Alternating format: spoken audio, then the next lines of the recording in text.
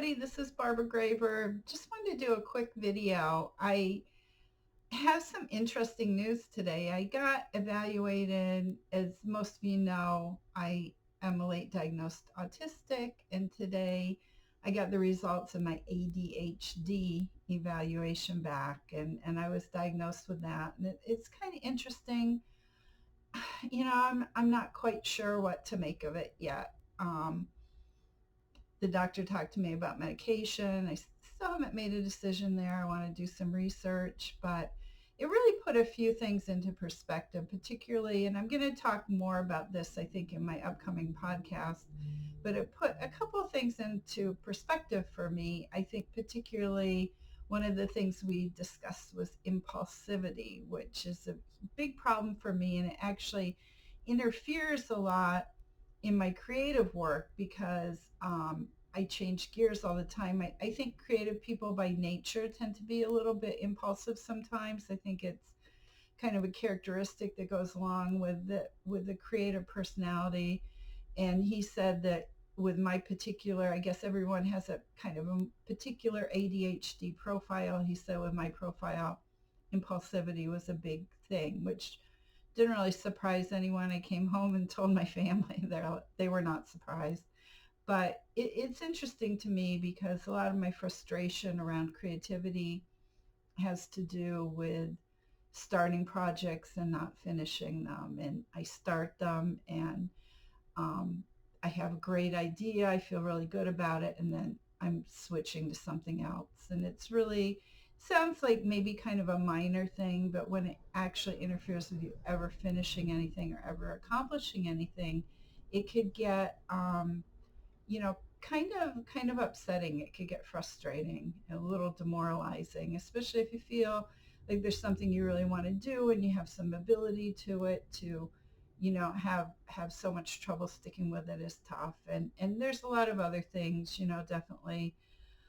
I have a very high level of distractibility for anything that's not a preferred task, so there's a lot of things. I wasn't really sure if they were autism related or ADHD related, and I'm still, to be honest, not completely sure, but it's interesting to think about how this has affected me. And I'm not sure about medication because I think the flip side of being impulsive when you're a creative person is that you get a lot of great ideas.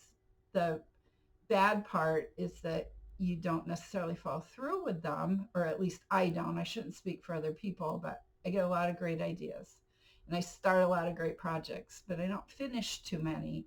And if you've been following me online, you probably know that. Like I've changed the name for the blog a couple times. I've just again changed the name for the podcast. It was Autistic POV, and I thought, well, I was using writing on the spectrum, and I think I'm going to do that because I think going forward, I more want to talk about neurodiversity, both autism and ADHD, and how it affects creativity and writing, because this is something I need to figure out. This is something I need to look at and understand. And so I like the idea of doing that and then sharing content with other people on it. So I just wanted to come on and say that I'm going to be doing some research on this, and I will be sharing more on it, and you'll see the change to the podcast. And it's kind of a lot to think about.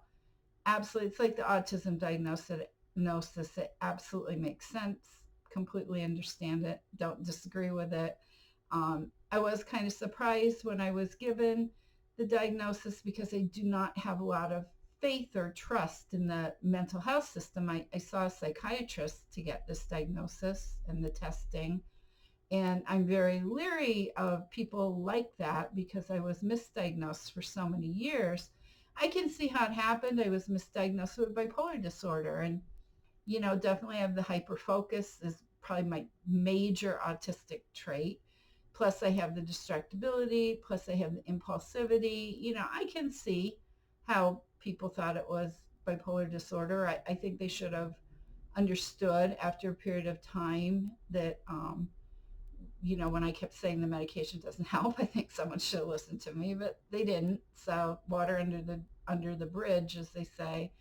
But I didn't have a whole lot of confidence in getting the right diagnosis or, any kind of like positive experience, from this older male psychiatrist, but he's actually lovely, as it turned out. He looked at me and he said, I was talking about the impulsivity and the inability to finish things, and he said, well, he said, this is organic. He said, it's not your fault, and that's a really nice thing to hear because, it's something I've been beating myself up for a long, long time, and I'm not sure exactly where I'm going next. I'm not sure about the medication. I'm not sure about a lot of things, but I'm going to be exploring it and learning and sharing about it and renaming the podcast.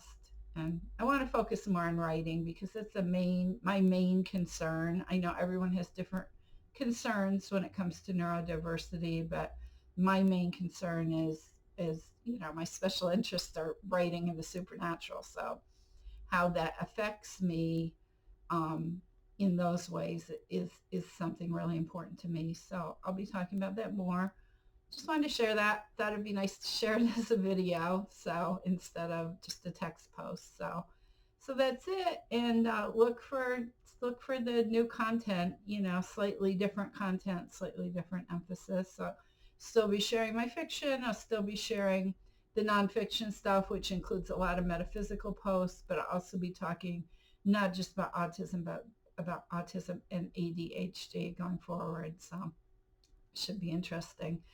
So that's it. So thank you very much for watching, and I will talk to you again soon.